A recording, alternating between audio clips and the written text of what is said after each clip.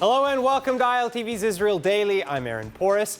And before we begin, we want to again thank the thousands of you who've already subscribed to our new streaming platform, ILTV+. Your support is helping us to bring you the best and most unique content from Israel every day. Now, coming up in today's newscast, a new and major update to the Green Pass regulations. Meantime, a fresh oil spill reported in the Mediterranean Sea practically 1 year to the day after the last spill that hit the Israeli coastlines. And finally, a dissection of Amnesty International's most recent diatribe against Israel.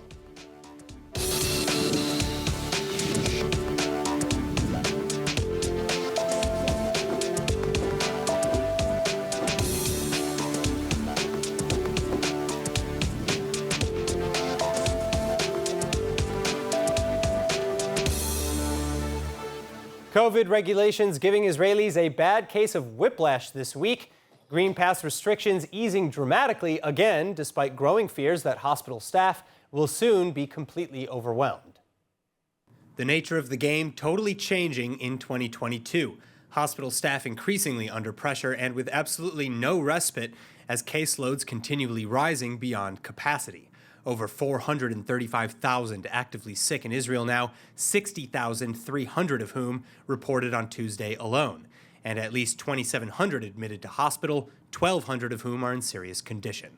We have generally an average 10%, 15% less doctors and nurses, whereas we need 20, 30% more because of the flood of patients.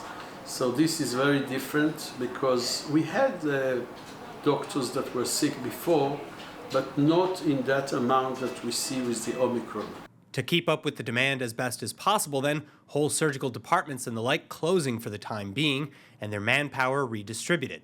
But of course, some 2.5 years into the pandemic, those still on the job from any department completely exhausted as well. It's not like we're starting the first outbreak, where everybody was full of energy. Today, people are already tired. They have to wear these masks, which are very difficult to wear for hours. They have to be protected. They have to take care of very sick patients. And it's in very difficult conditions, relatively. Still, it could be worse, says President of the Israel Pediatric Association, Tzachi Grossman. Grossman explaining that, all things considered, the government in Jerusalem doing everything to minimize the burden on the public as well as on the national healthcare system. And indeed, the 26% infection rate, while terrifyingly high, trending downwards. So the cabinet deciding Tuesday to further ease restrictions, particularly with the Green Pass, and effective Monday, February 8.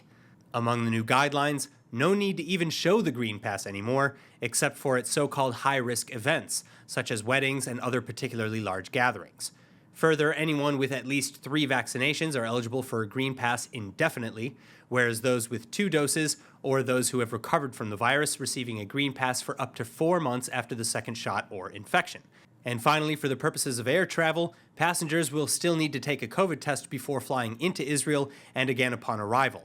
But starting next Tuesday, Israel will not require tests to leave the country.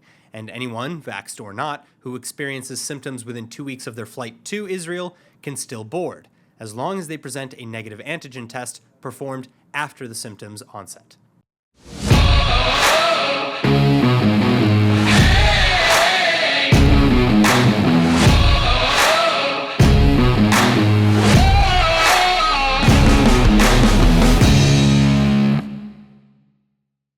Now, coronavirus hopefully subsiding, but there's no shortage of natural disasters befalling Israel.